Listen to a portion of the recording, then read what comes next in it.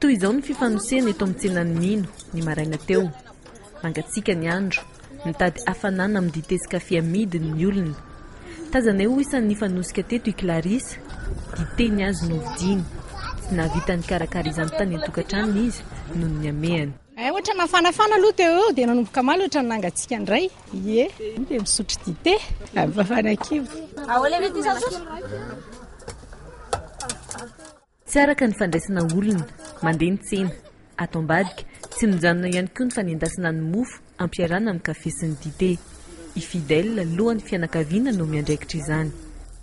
Tena andraikitra zao dia manendy an'ilay kafe zany dia maka an'ireto koba sy siramamy. Manomboka amin'ny 4 zany manomboka manao an'ilay mofo, manao an'ilay menakely, dia vita ilay menakely dia manao an'ity grefty indray. Dia mijanona zao, mijanona amin'ny 10 dia amin'ny 1 indray manomboka amin'ny atoandro dia mijanona indray, ny amin'ny 2 dia manomboka indray amin'ny 2 dia mijanona amin'ny 7 ohatran'izay foana ny asana eto isan'andro. Ilay ankizy manampinampy anahy io.